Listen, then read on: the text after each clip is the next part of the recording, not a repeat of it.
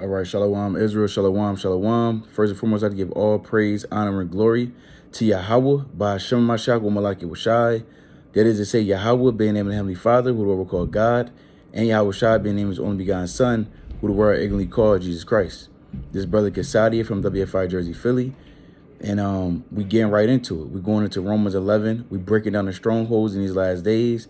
We edifying the Lord's sheep. Most are willing. You're edified and will be edified. And we're going to get right into it. So Romans 11, really a lot of Paul's epistles, they can be hard to be understood. You know, they can be hard to be understood. And really, a lot of people, they get jammed up, right? A lot of Christians, they may start out reading the Bible, if they even read the Bible, and they're going to read things that's written in the New Testament. But when you understand the scriptures, you can't just start in the end of anything. Same way you can't start in the beginning of something, same way, or it's like, not the beginning, but same way you can't start in the middle of something is what I meant to say. Everything needs to be started in a proper order. Let all things be done decently in order, right? You have the beginning, right? You have the middle, and then you have the end. So why then would you open up the Bible and go to the New Testament, which is towards the end of the Bible, and just forget about everything that the Lord had promised to Israel in the beginning of the scriptures? You understand? From Genesis through Exodus, through Leviticus, Numbers, Deuteronomy, Joshua, right? Judges, 1 Samuel, 2 Samuel, so on and so forth. How could you just forget all those things that's written? Right? Forget about what the prophets had mentioned. Right? And then get right into Romans 11 and get jammed up. So I want to get this precept first. Because like I said, certain things, you know, they could be hard to be understood. And again, this can cause a lot of Israel to fall away. So this is, I believe I want 2 Peter, right? Let's go to 2 Peter chapter 3.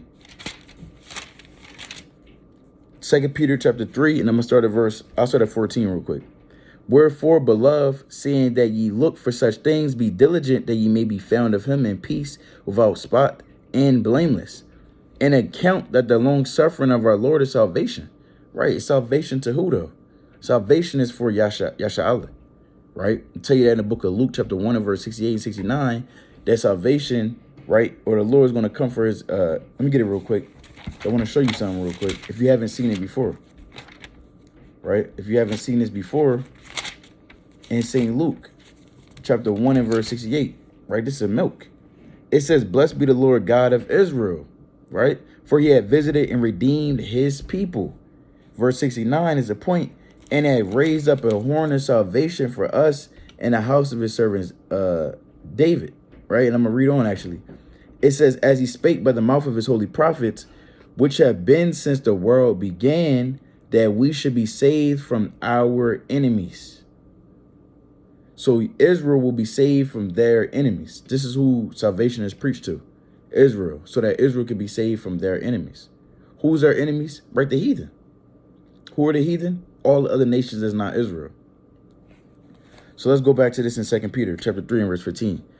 And account that the long suffering of our Lord is salvation, even as our beloved brother Paul, also according to wisdom given unto him, had written unto you. Right, so I can bear with me. It's kind of getting cold in here. All right, so like all right, reading on. It says, and account that the long suffering of our Lord is salvation, even as our beloved brother Paul, also according to wisdom given unto him, had written unto you. And that's what Paul had mentioned. Paul didn't come out saying anything else but what was already mentioned in the scriptures. And what are the scriptures? The scriptures weren't necessarily those things that was being written as far as the New Testament, right? The scriptures are the things that are so-called Old Testament, things that are the ancient world. Let's go to this real quick. Let's show you that Paul didn't say nothing else but what was written already in the law and in the prophets. Because else then Paul, he came on the scene to do something else.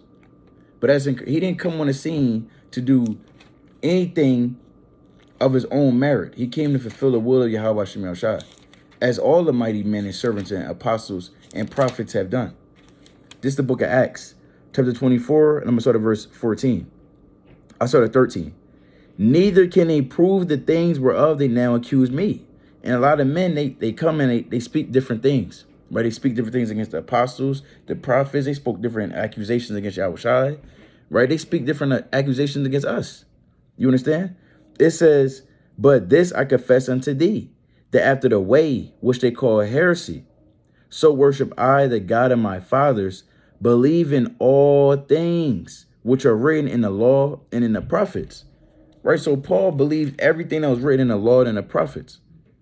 Hey, when you go to let's go to Acts 25 and verse 8. While he answered for himself, this is what he said, neither against the law of the Jews, neither against the temple, nor yet against Caesar have I offended anything at all. Right, so Paul didn't offend against the law or anything that was written in the scriptures. Let's get another account. Again, he didn't come out teaching anything else but was already written. This the book of Acts, right? I want to get... This is the book of Acts, chapter 26 and verse 22. Having therefore obtained the help of Yahweh, I continue unto this day, witnessing both to small and great, right? The small matters, the great matters, right? To a few amount of men, right? Which would be small, or a wide body and multitude amount of men, right? That's literally the great. It says the small and great, saying none other things. Let's read it again. Saying none other things than those which the prophets and Moses did say should come. So Paul didn't come out saying anything else than what was written in the scriptures. That's why it's important. If you're going to start somewhere, you don't start in the middle of something or start in the end of something. And you start in the beginning. You don't start a race in the middle of the track. You start at the beginning. Whether you're running a 400, you got to start where everybody else starts at. Right? So I get for the confusion and madness above me. Right? But nevertheless, that's why I hate this damn place. But going back to 2 Peter chapter 3 and verse 16. So when you understand that, Paul is writing this epistle of Romans, right, to the church that's in Rome, to Israelites that's scattered in Rome. Now let's continue on. Salakia. Just the book of Acts. Salakia. This is the book of 2 Peter chapter 3, and I'm going to read verse 16. As also in all his epistles, speaking in them of these things, and which are some things hard to be understood. So there are certain things that are just hard to comprehend. Right? This is why these things need to be expounded upon. This is why Peter even came and expounded on the epistles that was written. You understand? It says, in which are some things hard to be understood, which they that are unlearned and unstable rest, as they do also the other scriptures unto their own destruction. So we don't want, the reason why we're coming out and making this video through the Spirit, well, we had to edify the sheep. We want to expound on the breakdown in the scriptures, but we also don't want you to fall away. If this is something in your mind, like, hold on, what is Paul talking about in Romans 11? Can a heathen be delivered? I even hear certain truth rappers that's still mentioning this. I mean, this should be part of one of the rudiment things that you get built up on, right? You understand you're Israelite. You understand you got to keep the commandments, right? Even before that, you got to repent, right? Repent, keep the commandments, go on, so on and so forth, and do what you got to do as you're getting built up. You're learning different breakdowns. This should be one of the breakdowns that you learn, right? And it's fitting that we're going to put it on this Cold Cuts channel, Cold Cuts Resurrected, because to be resurrected, you have to change your mind and be converted according to the scriptures, right? And to be resurrected, you got to be fully adapted and keen to the doctrine of Yahweh Shemel Shai. That is for Yasha Allah and Yasha Allah only. If you're still thinking that these heathen can get in this thing and you want to bring your best friend Susie in this thing and you breaking down the script, look, you ain't right now. You got to repent and get yourself right. So let's go to this in Romans 11 chapter, right? Romans chapter 11. We had to lay the groundwork, or else we will hop in this to your own demise. So this is Romans chapter 11, and we can start at verse 11, right? Romans 11:11. To get the context on this, this is Romans chapter 11 and verse 11. I say then, had God cast away his people? Right? Did the Lord cast away the children of Israel? No. The Lord said there's no end of all the people. Let's go to that real quick. It's Ecclesiastes chapter 4, verse 16. There is no end of all the people, even of all that have been before them. They also that come after shall not rejoice in him. Surely this also is vexation. It's like vanity and vexation of spirit. So the point is, there's no end of all the people. And we know, let's go to this real quick in Jeremiah. We know the Lord said, paraphrasing, unless the sun and moon be destroyed, then the children of Israel be destroyed. And we know the sun and the moon is still here. Therefore, as long as the sun and moon is here, the children of Israel will be here. This is the book of Jeremiah, chapter 31 and verse 35. It says what? Thus said Yahweh, which giveth the sun for a light by day, and the ordinances of the moon and of the stars for a light by night, which divided the sea when the waves thereof roar. The Lord of hosts is his name. If those ordinances depart from me, said Yahweh, then the seed of Israel also shall cease from being a nation before me forever. The Lord said, if the sun and moon is gone, then guess what? Israel's going to be gone too. Reading on. Thus said Yahweh, if heaven above can be measured. And we know what can't be measured. This is why the so-called white man is continually trying to crack the firmament and say that he's going to outer space, but we know that's not true. Right? It's countless research on that. And just look it up on YouTube. And the foundation and on, your history and things of that nature. And the foundation of the earth, Salakia, searched out beneath. I will also cast away all the seed of Israel for all that they have, Salakia, for all that they have done, said Yahweh. Right, so the Lord said if the heavens can be searched out and the earth beneath can be searched out, then he's going to cast away Israel. But guess what? Those things haven't been searched out. There's even lands on this earth that's still not searched out. I just saw the report of the Amazon rainforest. Only about 7% of it has been searched. Only about 7%. Still got like 93% of the Amazon rainforest. About 20 million miles or something like that. Or kilometers maybe. Whatever it is, that still has not been searched. There is literally about 5% of the world's ocean, where all the bodies of water, that's only been about searched out. Just a few months back, they found a damn land underneath some rocks over in China somewhere. Undiscovered, what else is it called? Ecosystem.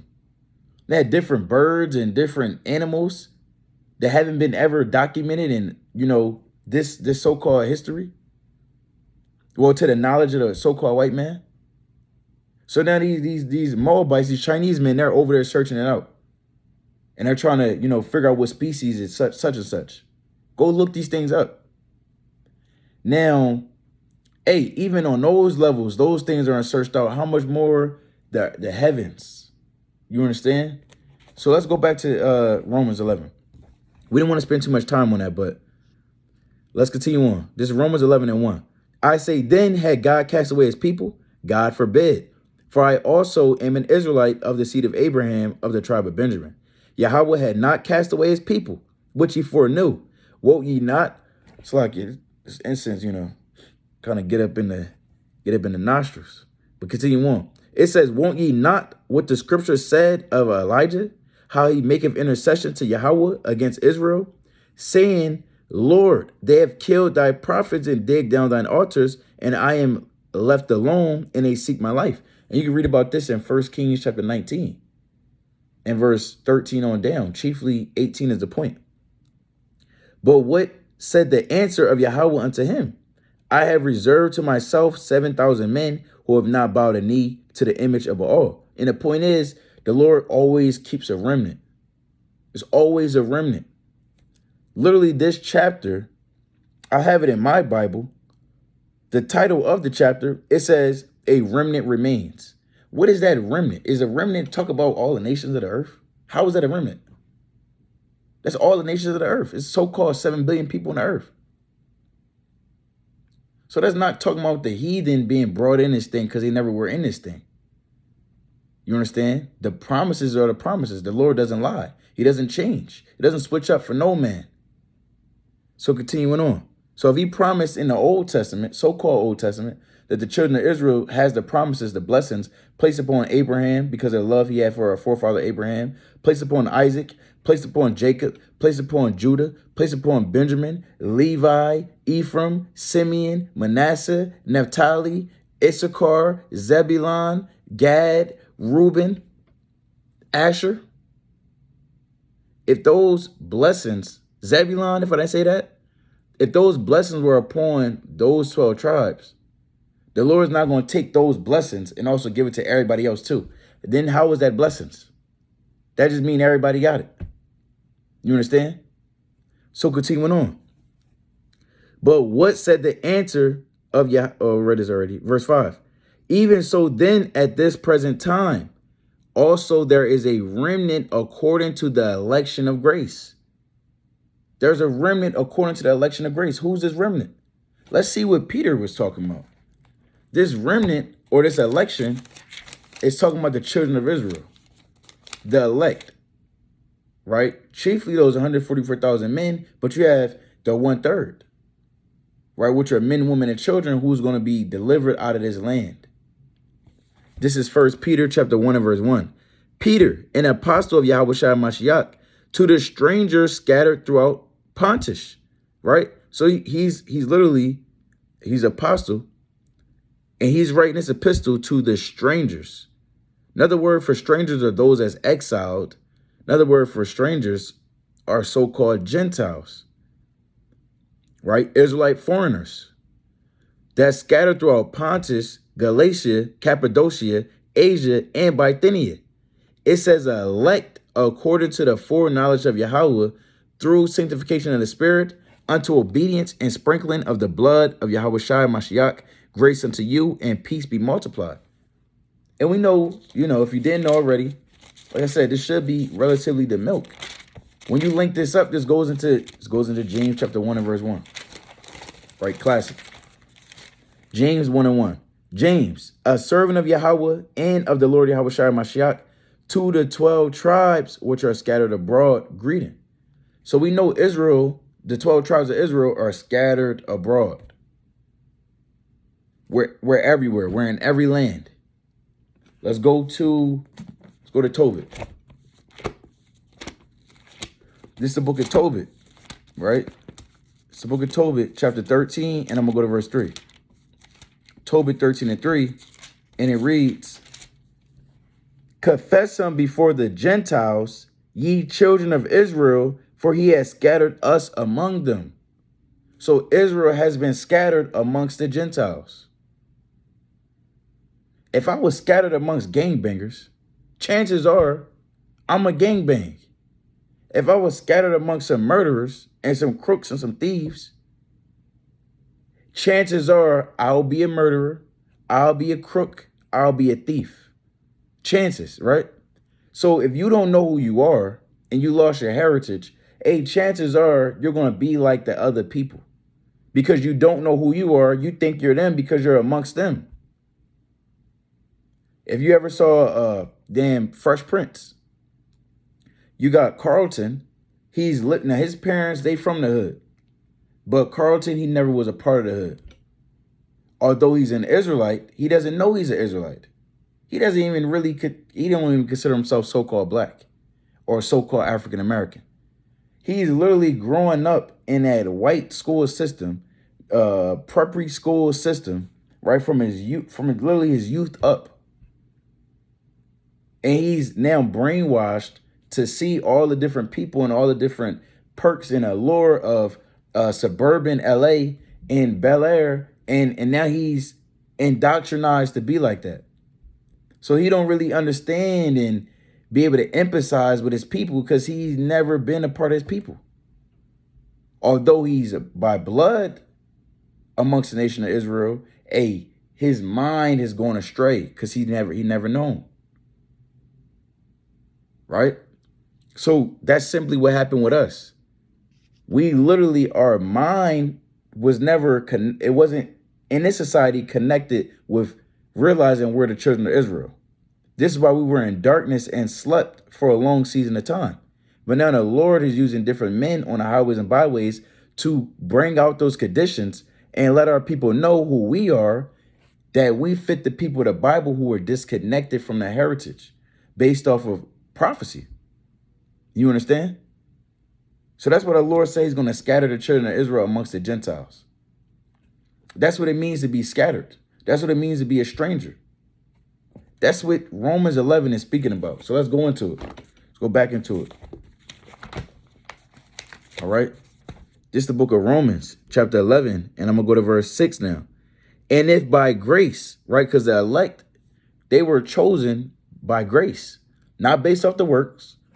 Abraham wasn't chosen by the works he did. It was by the faith which he bestowed upon, which he believed in Yahweh B'Shem Yashai, right? And he was able to be found faithful in that day. It was the Lord's grace and his mercy that he chose Abraham out of all the men of the earth. Reading on. Then, it's like, and if by grace, then it is no more of works. Otherwise, grace is no more grace. But if it be of works, then it is no more grace. Otherwise, work is no more work. Right? He pretty much saying the same thing over again. Right? If it was based off works, then it would be nothing to do with grace. Right? But given that it's not based off the works, but it's based off the grace and the mercy the Lord will place upon you to be a part of that chosen number, then that is what it is. Not to say you don't have to bring forth works, because you still do. Abraham still brought forth his works, and he showed he believed in the Lord based off his works. But at the beginning and the root of all of this is based off the grace the Lord had bestowed upon you, the mercy. Reading on, verse 7. What then? Israel had not obtained that which he seeketh for, but the election had attained it, and the rest were blinded. Right? Because Israel, they wanted the kingdom, they wanted salvation, but guess what? It wasn't for everyone to receive that, especially not at that time. Us coming out of Egypt, it wasn't time for every man and woman and child that came out of Egypt to be brought to the promised land. The only people that was from that original generation that made it to the promised land was Joshua and Caleb. You understand? So the Lord had mercy on that original generation to bring them out. But guess what? They wasn't all the ones to be able to be brought into the kingdom. Or really the promised land, I should say, at that time. Continuing on. It says, according as it is written, Yahweh had given the spirit of slumber, or given them the spirit of slumber, eyes that they should not see, and ears that they should not hear, unto this day. And that happens right now. That's why everybody can't receive this. You may break it down to your aunt, your mom, your uncle, your nephew, your cousins, right? Your brother, your woman, your husband. And they just might not understand because it's not for them to understand. Maybe not at that time, nor never to be. Reading on. And David said, let their table be made a snare and a trap and a stumbling block and a recompense unto them. Right? And we know this is written in the book of Psalms, chapter 69 and verse 22. You understand? Now that stumbling block that was laid for Israel is Yahweh Shai. The reason why there's even a falling away of those was because originally, I don't want to do that, bring it to that point. But just in general, during the time of Yahweh Shai walking with Israel, we have Jews who wasn't following the Lord. Not everyone wanted to believe in the Lord. Not everyone's mind was to believe in the Lord. The Lord even had about 70 disciples, and a lot of them fell away, and it only laid down to about 12 men, which was who? The 12 apostles today, right? Not including Judas, who was replaced. But the point is, there was a stumbling block that was laid to Israel. Who was that stumbling block? Yahweh Shai. Why? Because not everyone's supposed to believe. Let's go to the book of St. Luke. Right? This is St. Luke chapter 2. St. Luke chapter 2, and I'll start at verse 25. Luke 2, it's like your 35. This is Luke chapter 2 and verse 35.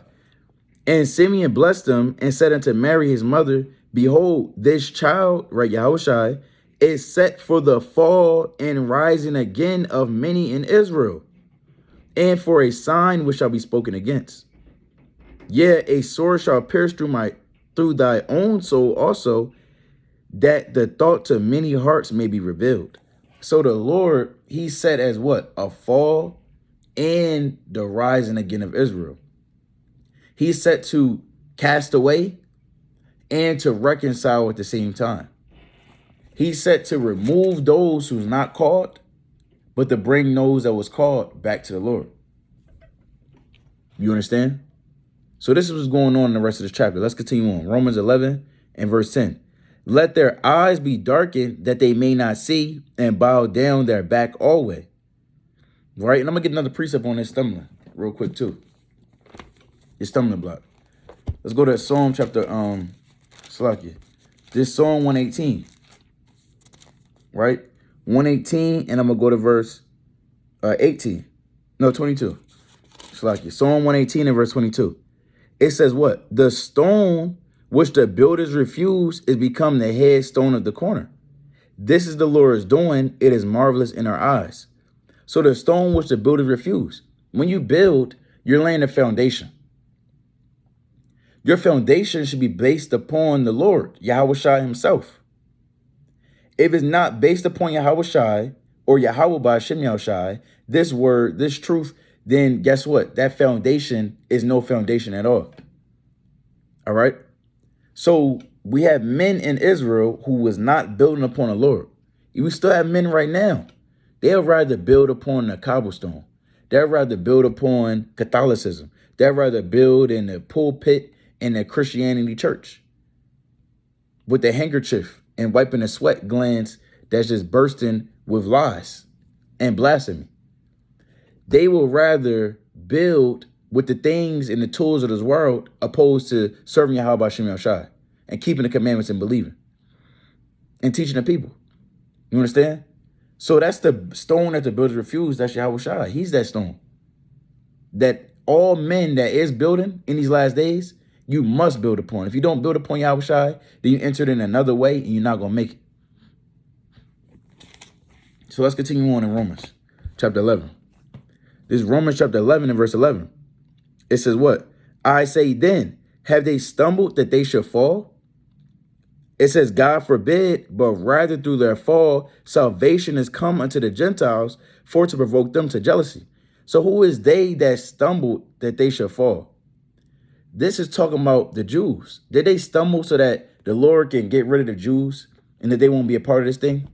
This is not what that's for. Let's go to 2 Kings real quick. We had a time period when the Lord, he had cast away the nation, or it's like not the nation, but the northern tribes of Israel. Because there was a time period where the kingdom had split. Following the time of Solomon, who had united all the kingdoms together. The kingdom was already united under David.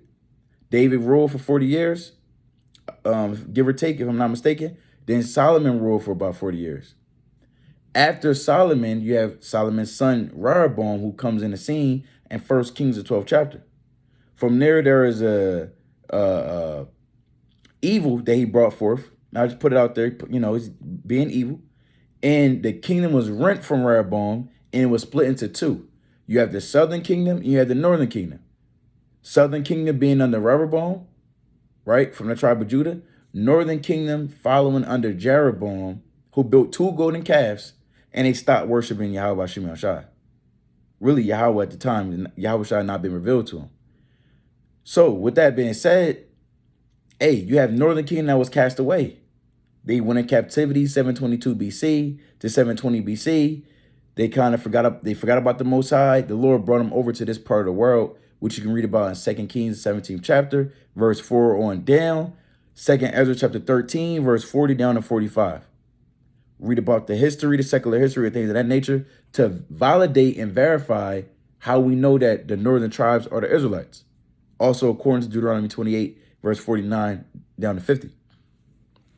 Now, with that being said, I want to go to 2 Kings 17 real quick to show you when the Lord did cast away the northern tribes.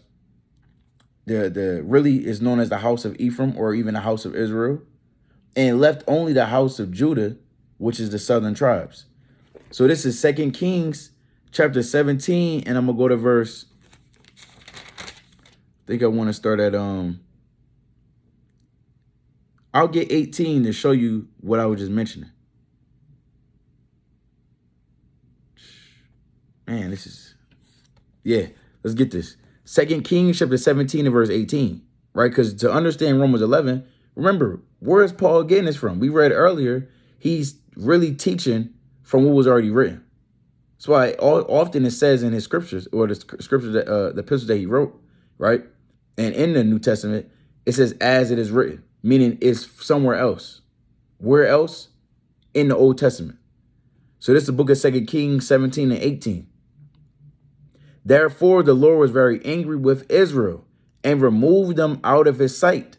There was none left but the tribe of Judah only, the Jews.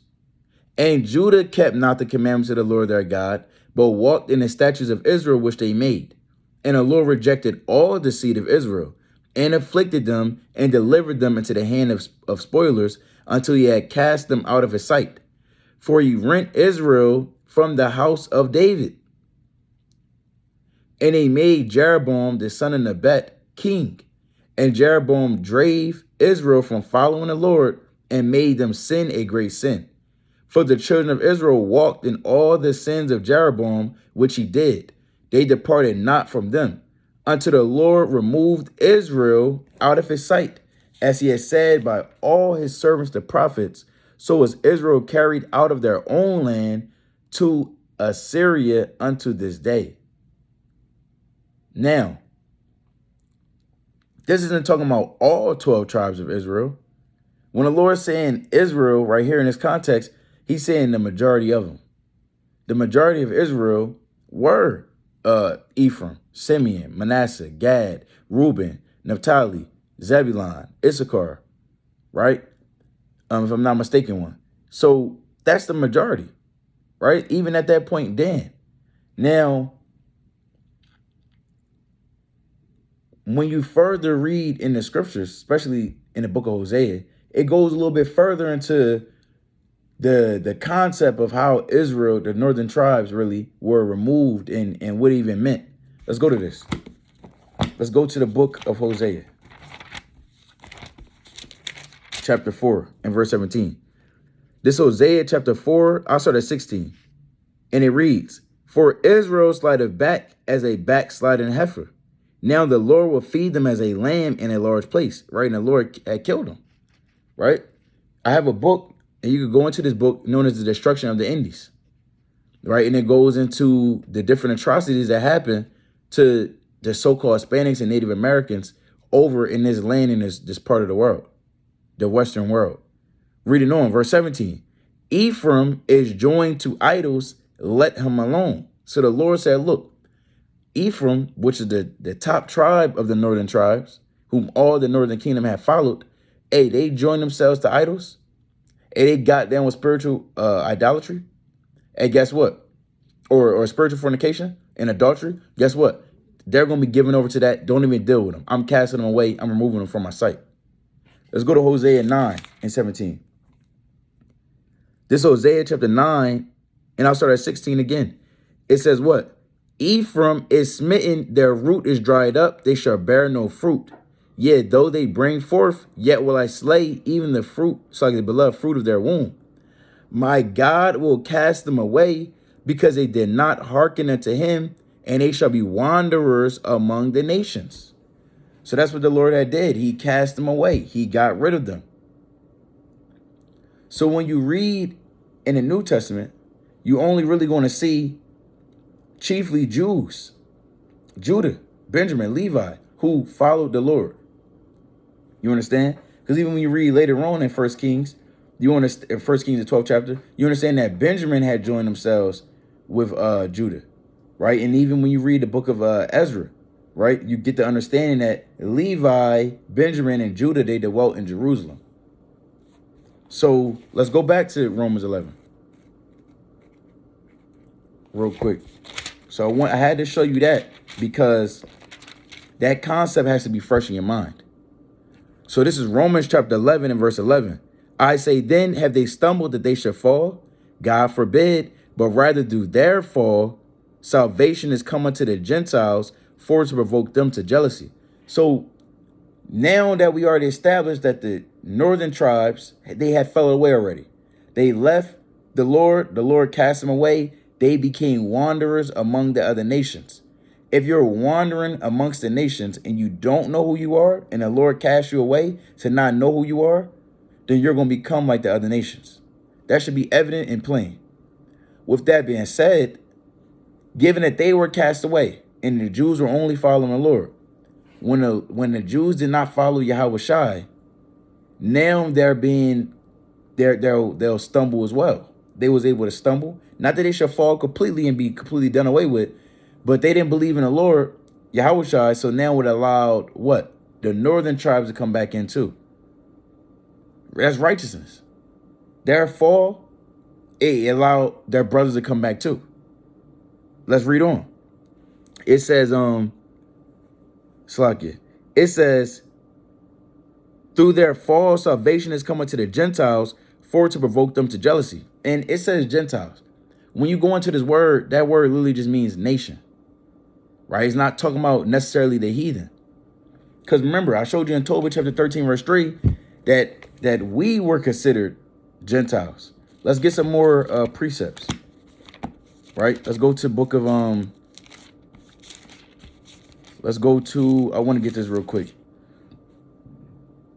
This is 2 Maccabees chapter 1, and I'll go to verse 27. 2 Maccabees chapter 1 and verse 27. I'm going to get 1 and 1 real quick, then I'm going to jump to 27. It says, the brethren, the Jews that be at Jerusalem and in the land of Judea, wish unto the brethren, the Jews that are throughout Egypt, health and peace. So you had Israelites, right? Jews, that not only were they in the land of Israel and Judea, but they also were in Egypt. Why? Because we've been scattered everywhere. Let's jump to verse 27, through our disobedience. Let's jump to 27. Gather those together that are scattered from us, deliver them that serve among the heathen. Look upon them that are despised and abhorred, and let the heathen know that thou art our God. Right, so who is those that serve among the heathen? Us. We're literally amongst the heathen right now. We've been scattered from our homeland. We know that the men that's in the land right now of Israel are not the real Israelites. They don't even call themselves Israelites. They say they're Israelis. They don't call themselves the real Jews. They say they're Jewish. So we know that they're not the real Jews. We know that. You understand? But the Lord said that the Israelites, they're going to be scattered amongst the heathen and they're going to serve amongst them. So even today, hey, even in the ancient, even when Paul was writing this, that was happening. Because that was during the Roman captivity. Roman captivity took place in 66 BC, and it only ended when we was kicked out of the land in 70 AD. So you talking about over 100 years, we was in captivity to the Romans. Now, before we was in captivity to the Romans, we had a lot of the Jews depart from the Lord as well. When we were in captivity to the Greeks. I'm gonna get that real quick. And when we were in captivity to the Greeks, we were taught to not follow after knowing who we are and keeping the heritage and keeping the commandments. But now, hey, get down with the Greek way, Greek lifestyle. Get down with the Greek way of living. Get down and call yourself a Greek. Don't call yourself a Jew no more. Now you're like one of us. Let's go to that. 2 Maccabees, chapter 6 and verse 1. Right? 2 Maccabees 6 and 1. Not long after this, the king sent an old man of Athens to compel the Jews to depart from the laws of their fathers. Shalakia. To depart from the laws of their fathers and not to live after the laws of God and to pollute. So it says, look, they didn't want this king, which is King Antiochus, he didn't want the Jews to even call themselves Jews anymore or to keep the laws. He wanted us to depart from our laws and to not live after the Most High. Let's jump to verse 6. It says, neither was it lawful for a man to keep Sabbath days or ancient feasts or to profess himself at all to be a Jew. So you couldn't even say, look, I'm an Israelite. Look, you can't call yourself a Jew. You couldn't do those things. It wasn't lawful, meaning it wasn't in the customs, right, and policy of the Greek nation at that time for Israel, given that we were in captivity to them, to call ourselves Israelites or even Jews. That's plain. Let's go to the book of 1 Maccabees, chapter 1. This 1 Maccabees, chapter 1, and I'm going to go to verse 41. First Maccabees 1 and 41. Actually, I'll get this. Moreover, King Antiochus wrote to his whole kingdom that all should be one people, and everyone should leave his laws. How can you become one people? If all are one people, then there's no longer nations that the Lord had created in the scriptures. See, the Lord was always about dividing nations. That's what he did. He did that during the Tower of Babel. He did that even before that. When you read the book of Genesis, the 10th chapter, when the Lord actually created different nations, nation that come from Shem, nation that come from Ham and Japheth, right? The Lord literally separating man, confounding their language when you read Genesis, the 11th chapter. So the Lord always been about that. How then could a man come along and try to make everyone one nation? Reading on. Moreover, King Antiochus wrote to his whole kingdom that all should be one people, and everyone should leave his laws. So all the heathen agreed according to the commandment of the king. Many also of the Israelites consented to his religion and sacrificed unto idols and profaned the Sabbath. So a lot of the Israelites, they said, look, we don't want to be Israelites no more. We're going to get down like that. Hey, we're in fearsome of the so-called white man. I'm going to go to verse 11. In those days, there went out of Israel wicked men who persuaded many, saying, let us go and make a covenant with the heathen that are round about us. For since we departed from them, we have had much sorrow. So they said, look, we don't want to be Israelites no more. I want to get down like that. Hey, that was the beginning of the Jews departing from the Most High and stumbling. It further took place when Yahushua came on the scene. Because really, the reason why this book is even known as the book of Maccabees is talking about the Hasmonean dynasty, which is Mattathias and his sons, who were built up in being so zealous for the laws of the Most High that they created their own sect, later known as the sect of the Pharisees, which one of their descendants, John Hyrcanus, he had made the sect of the Pharisees, which are those that were zealous for the laws. And if you weren't zealous for the laws and keeping the commandments of the Lord, then you were no longer an Israelite and you were cast away. You were no longer considered a Jew. You can't be a part of us. Either you down with these laws or you're not. And we believe that you got to be down with the laws too. But at the same time, we understand that a lot of our people don't understand. And that, hey, we fell away so that now they can be brought in too. You understand? The Lord had cast away the whole nation at one time through our disobedience. So now we're able to all come back in this thing. We're over in America serving the Lord. How did we get to America? Because we fell away from keeping the commandments. The Lord put us on slave ships, took away our heritage from us. And now in these latter days, we're waking up to who we are. If the Lord didn't have this mercy, when you read in the book of Romans 11 chapter, then right now, today, we wouldn't be serving the Most High. It wouldn't be us waking up. That was already prophesied for us to go in captivity and to lose our heritage. So if the Lord then give this mercy and grace to Israel and allow Paul to preach this to Israel who didn't know they was Israel, then how else will we be in this truth today? So let's go back to this in Romans 11:11. So we should understand that those Gentiles are speaking of are the Israelites. I'm gonna get a few more. Just because I know it might be some scoffers in the comment board. I know it may still be, maybe someone's still scratching their head. Look, it is what it is. So we're going to expound on the scriptures. So let's go to Jeremiah 36 and verse 19. I think that's what I want. I want to get, it should be Jeremiah 36 and 19. Bear with me. Jeremiah 36. Oh, hold on. Going off. I want Ezekiel 36. This is the book of Ezekiel, right?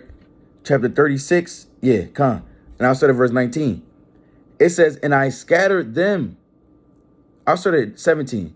Son of man, when the house of Israel dwelt in their own land, they defiled it by their own way and by their doings.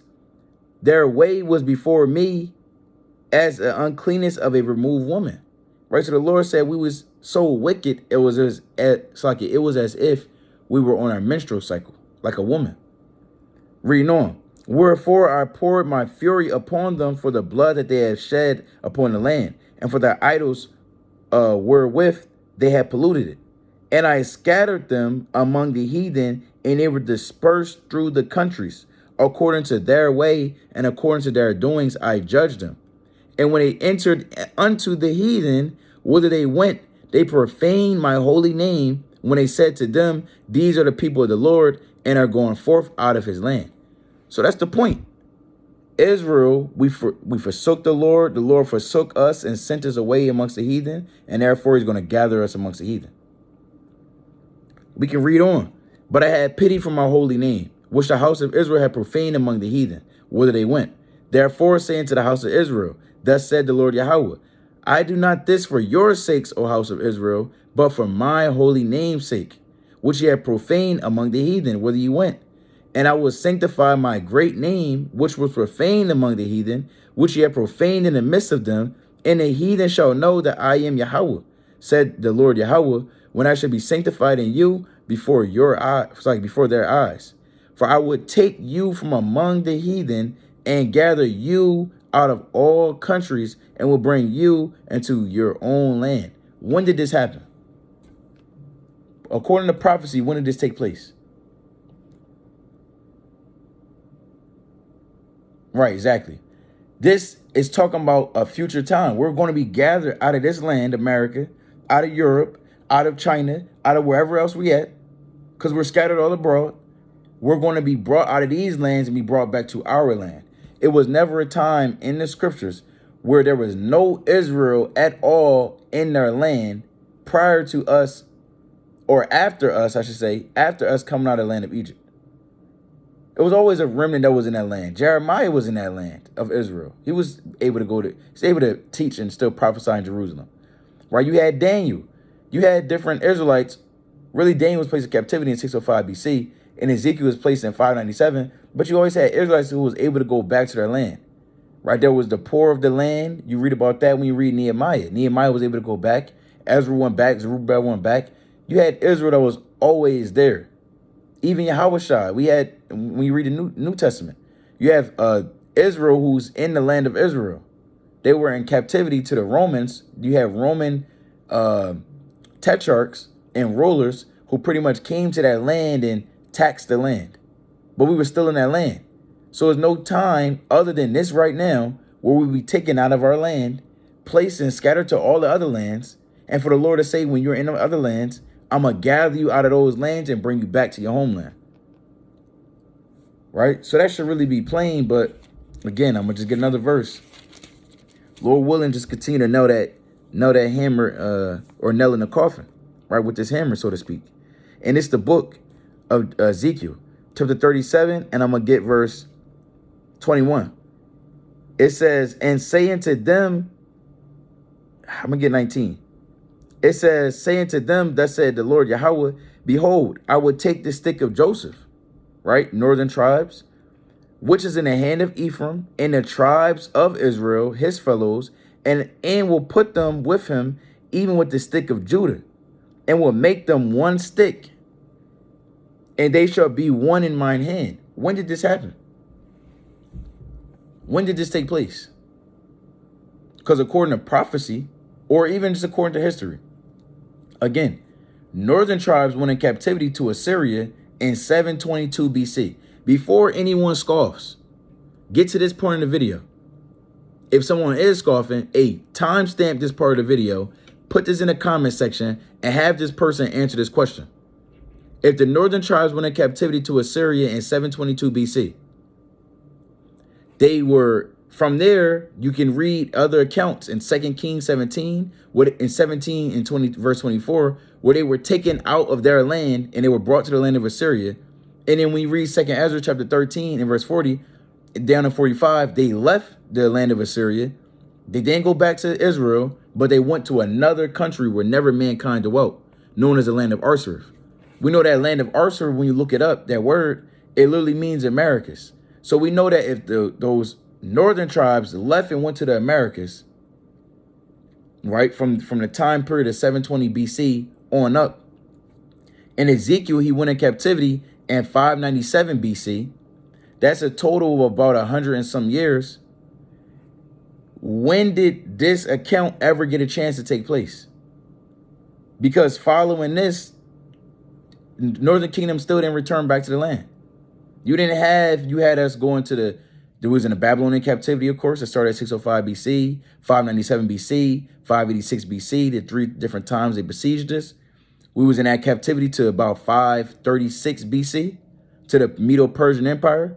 From there, we was in captivity until the Greeks took over in about 331 BC, during the time of Alexander, the so-called freak or great, that overcame Darius the third, if I'm not mistaken, during the Battle of Gaugamela, right? And really that took place in 334 BC, but nevertheless, you have this time. Where at all in this time lapse could you say, okay, this prophecy actually took place, where the Lord brought back those tribes of Ephraim and northern tribes and brought back the tribes of Judah all together as one nation? When did that take place? In the New Testament, you see Jews. So Jew is short for Judah. Whenever, just the question again, whenever was all 12 tribes brought back as one nation of people in the scriptures? Following Ezekiel. It didn't happen in Daniel. It didn't happen in Hosea. It didn't happen in Zechariah, Haggai, Habakkuk, Malachi, Zephaniah, right? It didn't happen. It didn't happen in the New Testament. You understand? It didn't take place during the Apocrypha. You understand? So when did it happen? This is what Paul is speaking about in Romans 11 chapter. So now let's read on. And the sticks whereon thou writest shall be in thine hand before their eyes, and say unto them, thus said the Lord Yahweh, behold, I will take the children of Israel from among the heathen, whither they be gone, and will gather them on every side and bring them into their own land. And I will make them one nation in the land upon the mountains of Israel, and one king, Yahushai, shall be king to them all, and they shall be no more 2 nations, neither shall they be divided into 2 kingdoms any more at all. So the Lord said it's no longer going to be 2 nations, northern kingdom, southern kingdom, but it's going to be one nation again. So again, when did this happen? When did this come to pass? Exactly. So let's go back to it. It's the book of Romans, chapter 11 and verse 11. I say then, have they stumbled that they should fall? Right, again, the Jews stumbled that they fall? No, they didn't stumble so they can fall and be cast away, but rather through their fall, salvation is coming to the Gentiles, for to provoke them to jealousy. Let's even get another verse on this. This is the book of St. Matthew, chapter 4, and I'm going to go to verse 15. Right? St. Matthew, chapter 4, I'll start at 12. Now when Yahushua had heard that John was cast into prison, he departed into Galilee. And where is Galilee at? Let's look at Galilee. Actually, I'm going to show you in this so you can see. Right? Where is the land of Galilee? That's interesting. Let's look this up. So we have Galilee, right? We got it right here. Right? So we got Galilee. I want to also want to show you this, where it's mapped out at. Over here, right, for edification's sake. All right, so I believe the scriptures even want to say it too. So when you look at a map, right, and this map right here, this is of Israel during the times of the New Testament, right? So we got, pointing at it right here, you got Galilee. See that? Galilee. This is Israel. This is the region of Galilee that it's talking about. Now, in Galilee, you have Nazareth, right? The city of Nazareth. You understand? So we see where Galilee is at now, and we see the Sea of Galilee is right there in the middle. So we're going to go over to, this is the map of Israel. right? And the different tribes that it has, you know, in their different allotted lands. Now, as you see, you have, I believe if you can see this, you have the Sea of Galilee right here. In that same region we just looked at in the other one, you have what? You have Zebulon and you have Naphtali. Naphtali is stretched from the top to the bottom. You have Zebulon straight across. Now, Zebulon and Naphtali, they're not Jews, but they're a part of Israel, the 12 tribes. These are known as the northern tribes, the same northern tribes that just spent the last 20 to 30 minutes breaking down to you, that have fell away from the Lord, that was cast away. So Yahweh Shai, it says he departed into Galilee. Remember, this is where he lived at. And leaving Nazareth, he came and dwelt in Capernaum, which is upon the sea coast and the borders of Zebulun and Naphtali, right? Naphtali, that it might be fulfilled, which is spoken by Isaiah the prophet, saying, the land of Zebulun and the land of Naphtali, by the way of the sea beyond Jordan, Galilee of the Gentiles. Now remember, this is where Israel, the northern tribes, had dwelt at, but is known as Galilee of the Gentiles, because those Israelites left the Lord and became like the heathen. You understand? So that's the land. That's what the Lord is saying here. You always had a remnant that remained back. Even when you read the book of Judith, you had Judith was a Simeonite. Now during the time, that whole account of Judith, that was during the time of the Babylonian captivity. Remember, we got in captivity to the Babylonians, Nebuchadnezzar, in 605 BC, all the way up until 536 BC. So Judith falls along the lines of that timeline. With that being said, Judith was an Israelite from the tribe of Simeon, the northern tribes, and she was still in that land, because it was still those that was in the land. Even read the book of John. Let's go to John, right? St. John, the 4th chapter. St. John chapter 4, and I'm going to start at verse 5. Then cometh he to a city of Samaria. Samaria is a chief capital of the northern tribes, chiefly of Ephraim, the tribe of Ephraim. Samaria is in the land of Ephraim. So, and you read about that in 1 Kings, the 16th chapter. Now, this woman, Yahweh Shai is going to come to the city of Samaria. Let's read on. Which is called Sychar, near to the parcel of ground that Jacob gave to his son Joseph. Joseph, the forefather of who? Ephraim and Manasseh. Now Jacob's well was there. Yahweh Shai, therefore, being weary with his journey, sat thus on a well, and it was about the 6th hour. There cometh a woman of Samaria to draw water. Yahweh Shai said unto her, give me water to drink, for the disciples were going away unto the city to buy meat.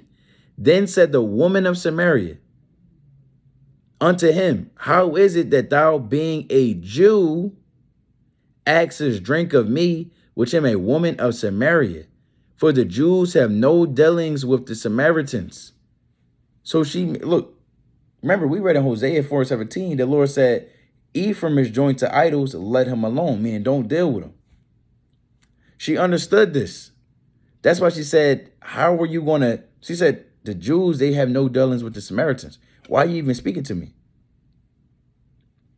Right? That was a thing that was going on. Even today, you have the so-called blacks and the so-called Hispanics. They may live amongst each other, but they don't really, not all the time do they really ever do they realize that we're the same people.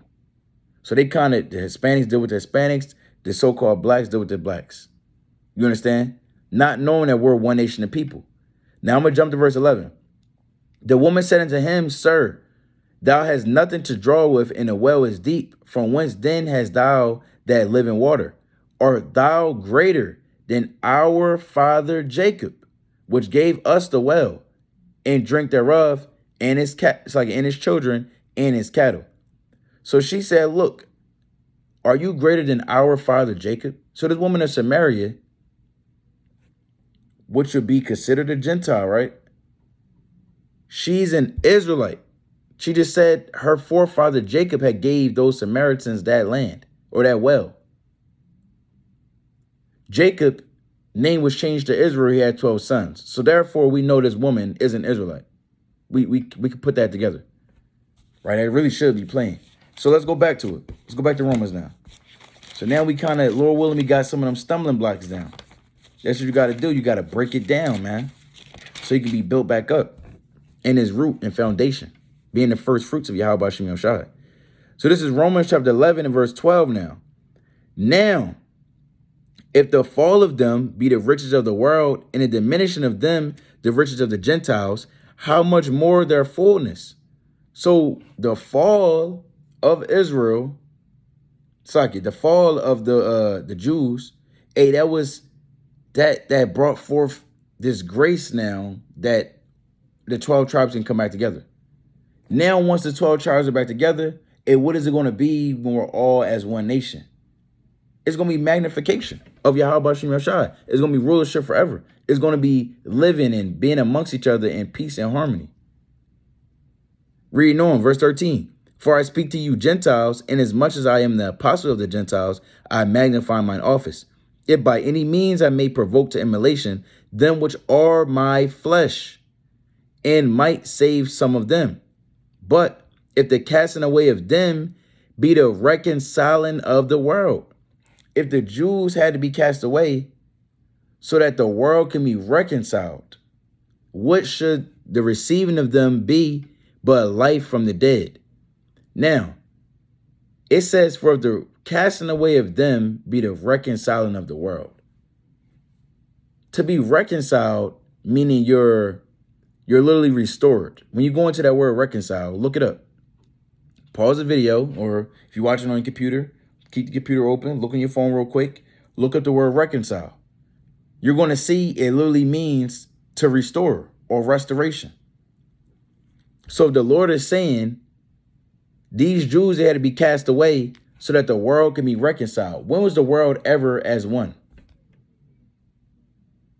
No, it wasn't. But we know the Israelites, they were as one, but then they were cast away, right? Like we read earlier, right?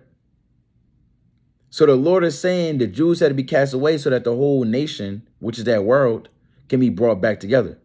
Let's go to Isaiah chapter 45. And we know this. This is Isaiah chapter 45 and verse number 17. It reads, Isaiah 45:17, but Israel shall be saved in the Lord with an everlasting salvation. Ye shall not be ashamed nor confounded, world without end. That word world literally means a society or a nation or a group.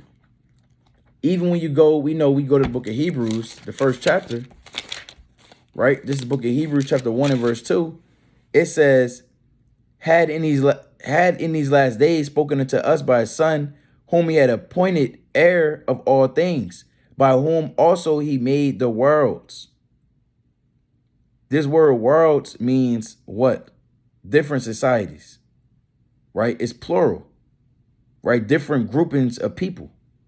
Got the sports world, the sea world, the music world, so on and so forth, right? You got the damn Greek world, man, with the Greek lifestyle. So you got different worlds, different societies, so on and so forth. He didn't say different. He didn't say the gathering of the earth and all the nations of the earth. It wasn't that. Even then, we know that Israel was scattered amongst all the nations of the earth. So let's go back to Romans chapter 11 and verse 16. For if the first fruit be holy, the lump is also holy, and if the root be holy, so are the branches. Right, the first fruit and the root, that's Yahushai. Yahushai is that first fruit. Let's go into some precepts on that. Let's go to 1 Corinthians chapter 15. Let me get it out of this book, this Bible. Right, 1 Corinthians chapter 15 and verse 23. 1 Corinthians 15:23. But every man in his own order, Hamashiach the first fruits. Afterward, they that are Hamashiachs at his coming. So Yahushai is that first fruits. The first fruits of the word, the spirit. You understand? He is the word. You understand? So us being partakers of him, and we're now being co-heirs with the Lord, and we're now first fruits into the nations of Israel as well. It tell you that in Revelation. Let's go to Revelation chapter 14, right? Because we're rooted and grounded in the Lord. This is Revelation chapter 14, verse 4. These are they which were not defiled with woman, for they are virgins.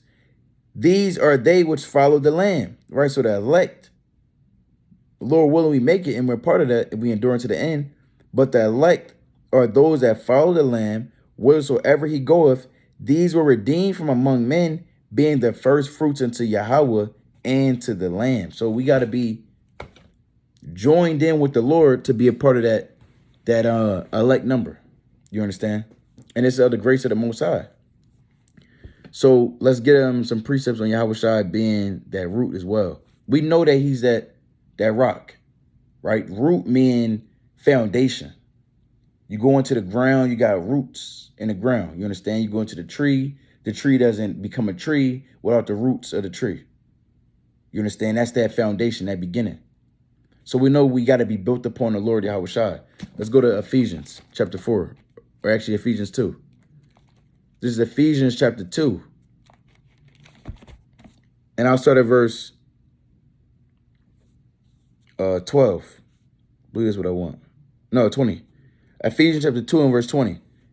It says, and are built upon a foundation of the apostles and prophets, Yahweh Shai himself being the chief cornerstone, in whom all the building fitly framed together groweth unto an holy temple in the Lord, in whom ye are also builded together for a habitation of Yahweh through the Spirit. So we're supposed to be built upon the Lord, not built upon our own way, built upon our own understanding and doctrine, and just we all got our own different things. No, that's not how the Lord is getting down. You understand? We got to be built upon Yahweh Shem Shai. If we're not built upon the Lord, then we ain't built upon nothing. You're either with the Lord or you're not. And if you're not, then you're not. So you got ears to hear. So let's go back to this. Right? Go back to this.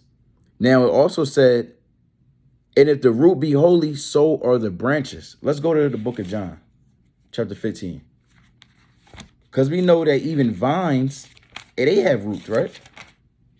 They have roots. They have pretty much, you know, like I said, roots and things of that nature that sprout up, and you have branches that may also grow from trees, and you can compare this all together with a tree, a vine, Yahweh Shai being that root, that vine, that true nucleus or foundation, so to speak, and we grow from the Lord, being built upon the Lord. So let's read John chapter 15, verse 1. I am the true vine, and my Father is a husbandman. Right? The husbandman trimmeth the garden and make sure it's well kept. That's his place. Every branch in me that beareth not fruit, he taketh away. And every branch that beareth fruit, he purgeth it, that it may bring forth more fruit. Now you are clean through the word which I have spoken unto you. It says, abide in me and I in you, as a branch cannot bear fruit of itself, except it abide in the vine. No more can ye, Slakia, except ye abide in me. So the point is, hey, we're built upon the Lord. Yahweh Shai is that vine, and we the branches that come from that vine. Right? We're the offspring of that vine. Now, where the branches? We're a part of this tree. Yahweh Shai is that true tree, that tree of life. You understand? Because he's that word. And a word brings us to the tree of life. So let's go back to the book of Romans, and you'll see pretty much this concept of the heathen being, you know, brought in this thing is about to be all annihilated if it wasn't already in this past hour. The point that people stumble at was really Romans 11 and 11. But it don't just stop at Romans 11 and 11, and it didn't begin at Romans 11 and 11. This is why we started at the beginning of the chapter. This is why Paul even started off by saying that the Lord cast away the children of Israel. Literally, it's about the children of Israel. All of this is about the children of Israel. So now we're going to see, putting two and two together, how all of this is about to come into a perfect fold and culmination. So this is Romans 11 and verse number 17. And if some of the branches be broken off, and thou being a wild olive tree, were grafted in among them, and with them partakers of the root and fatness of the olive tree. So the Lord said, if some of the branches be broken off, if Israel are the branches, when were some of the branches ever broken off? When were some of the Israelites cut off from that tree? Well, we know this happened already. We know we talked about this, where the Lord had cast away the northern tribes. Let's get some more precepts on that so you can add to your repertoire. Let's go to Jeremiah chapter 7. Let's go to verse 15. Jeremiah 7 and 15. It says, I'll start at 15. It says, and I will cast you out of my sight as I have cast out all your brethren, even the whole seed of Ephraim. So the Lord said he's going to cast out Judah just as he cast out all the seed of Ephraim. And that happened.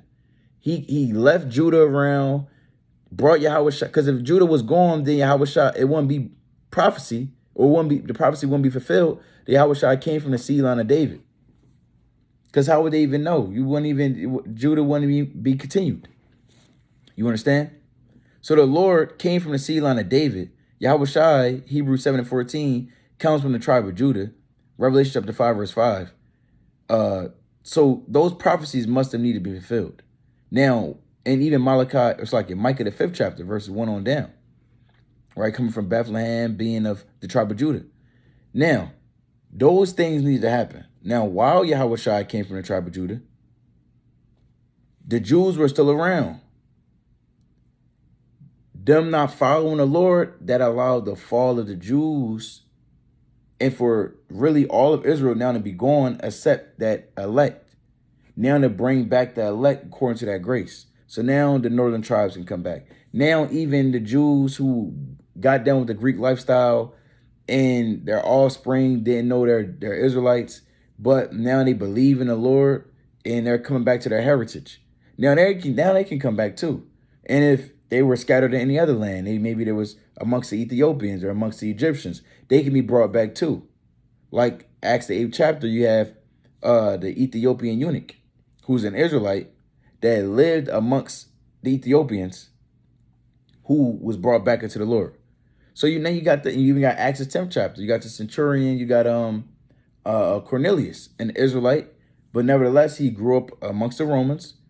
But yeah, guess what? He believed in the Most High. He had a perfect heart with the Lord.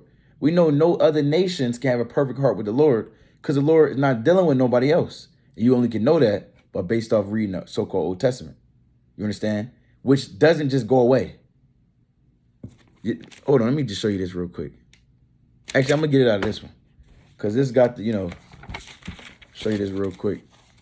So you don't just have, right? You don't just have this, and this is St. Matthew right here, right? So this side is Matthew, right? So this is Matthew, right? So this is therefore the Old Testament, right? So you don't just, again, this bottom part that I'm holding, this is Matthew. So you don't just have all of this part. It don't mean nothing. It's just gone. But we only just served it. We just follow this part. If that was the case, I mean, you wouldn't have it. How does that even make sense? All of this is just nothing. It's just null and void. But we only keep what's written down here. No, that makes no sense. Don't make sense. And then you're saying the Lord is a liar because he had promises that was promised to the children of Israel from the foundation of the earth. From the book of Genesis. Did the Lord lie to Abraham? Did the Lord lie to Jacob?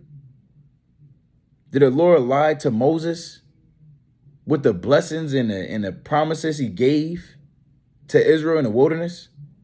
Did he lie to David? I mean, it's getting bad for all you Christians that's still out there. And I say Christians as in you're following the ways of Christianity in the way that it's taught today, which is off.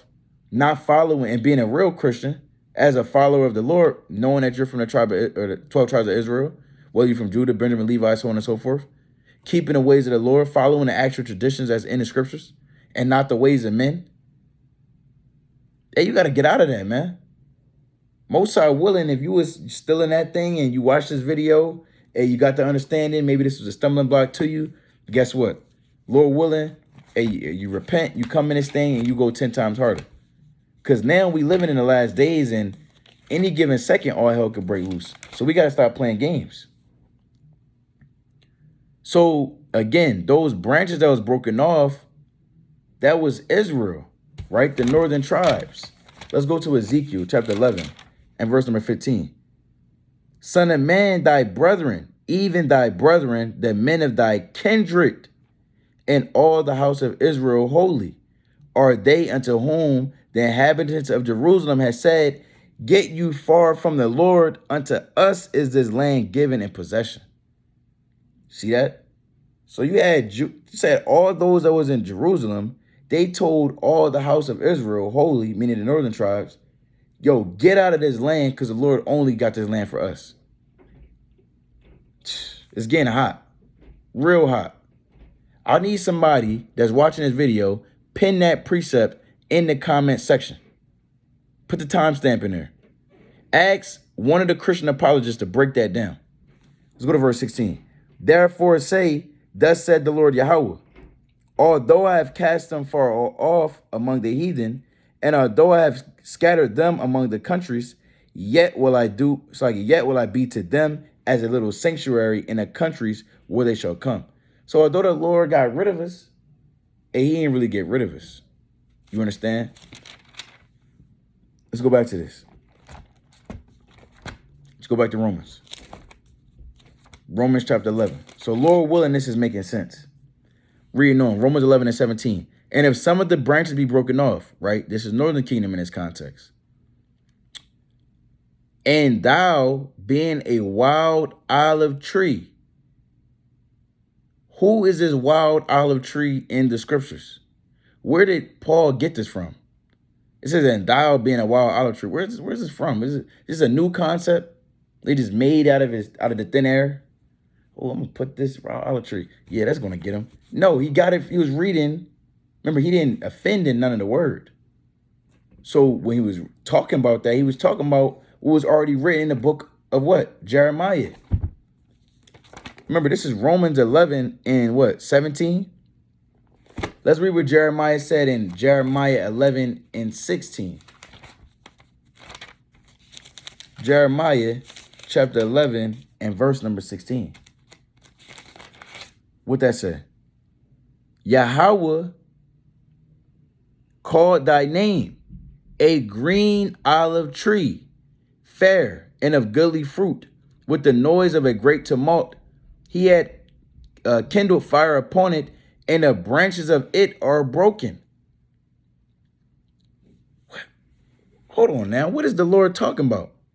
Well, the Lord just said he's saying that Israel is that wild olive tree or that green olive tree. And that some of the branches of Israel is going to be broken off. Let's see what branches he's talking about. Verse 17. For the Lord of hosts that planted thee had pronounced evil against thee. For the evil of the house of Israel and of the house of Judah, which they have done against them to provoke me to anger and offering incense unto Baal. See that? It shows you who that olive tree is. It even shows you what branches will be broken off. The wicked of the house of Israel. Let's go to the book of Psalm. Psalm chapter 52 and verse number 6. Psalm 52, actually I want 8. Hold on. Yeah, Psalm 52 and 8. But I am like a green olive tree in the house of God. I trust in the mercy of Yahweh forever and ever. So even David said what? He said, I'm like a green olive tree in the house of Yahweh B'Shem Yahushai. Hey, we're that olive tree, and it's really plain. You understand? Let's go back to Romans. Or it should be plain. Lord willing. Lord willing. Lord willing. Abaratazah. Romans chapter 11 and verse number 18. Actually, let me read on in 17. And if some of the branches be broken off, thou being a wild olive tree, were grafted in among them. To be grafted meaning to be called in. To be called in. We're going to see something about, we're going to go to 23 on this grafted in. We're going to see something. Really, this word grafted also means to be adopted. And in truth be told, man, I got to learn how to use StreamYard, right, to kind of show the screen next time, but it's all right. Reading on. And with them partakers of the root and fatness of the olive tree. Boast not again. So what the Lord is saying is, because the branches are broken off, the northern tribes, that allowed for anyone who fell away at one point in time to be brought back in. You understand? Reading on verse 18. Boast not against the branches, right? Don't boast against the Israelite foreigners or northern tribes because they fell away, as those Jews was doing. When you read in the book of Ezekiel chapter 11 verse 15, saying, look, the Lord only left this land for us. Get out of here. Get out of here, Israel, or northern tribes. Go ahead, Ephraim. Go ahead, Naphtali. Go ahead, Asher. Hey, Jake say this now. You got Negro only. All 12 tribes are just Negro. That makes no sense. No sense at all. And every single time you ask a Negro only, what tribe is he from? He's just from Judah. How is Negro? You all 12 tribes are Negro only. But every single time you ask one of them, they're from the tribe of Judah. That makes zero sense. Then you even got Northern Kingdom only, right? Hispanic only, Israelites, who literally believe that the so-called blacks are Canaanites. I've heard this. I've seen this face to face. We cut it down. It was bad. But nevertheless, you even got those that's out there too. And they're real bug outs. Both are bug outs. Negro only, Hispanic only, bug outs. Christianity, bugged out. They think that everybody is a part of this thing, but they never were a part of this thing. And verse 17 is literally a cut to their whole doctrine, but they use it as something that, because they don't understand the scriptures, they would use this word grafted in. They would use that to say, okay, that means it could be in this thing now, but we're going to see about that, because we got to explain who the olive tree was. That's Israel, or is. Israel is the olive tree. Those branches, that's Israel. We read about that in the same chapter, Jeremiah 11 and verse 15. We read about that in the book of John chapter 15 and verse 2. On down. We understand who the branches have to be. We understand that we're that vine. That's Isaiah chapter vineyard, right? We're the actual vineyard. That's Isaiah chapter 5 verse 7. We get those precepts. You got to link those things up. You can't just wing it. Stop winging the scriptures to your own demise and destruction. If you don't want to believe in God and follow the things that's written in the Bible, just go somewhere. Just get out of here. Go, just go. But stop winging it and trying to pull others to your damn evil. Verse 18. It says, boast not, actually, where was that? Yeah, verse 18. Boast not against the branches, but if thou boast, thou bearest not the root, but the root thee. Right, if you boasting against northern tribes that were cut off, or even those Israelite foreigners that was cut off, as those Jews was doing during this time, guess what? The Lord said, you're not a part of this thing, because you don't even believe in me. And the Lord came to bring all 12 tribes back together. Let's go to that in John chapter 16. Actually, I want St. John chapter 10 and verse 16. It says what?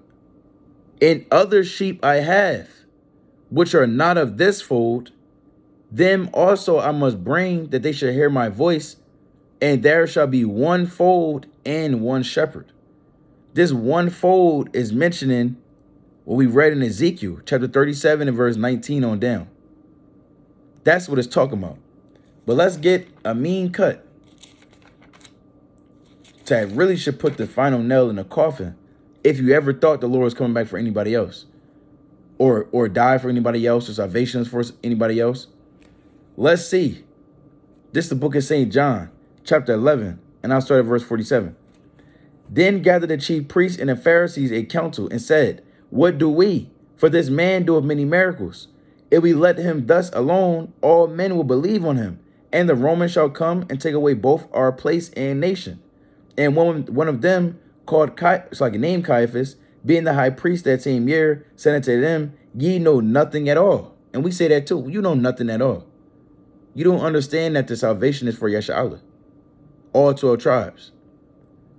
Nor consider that it is expedient for us that one should die for the people, and that the whole nation perish not.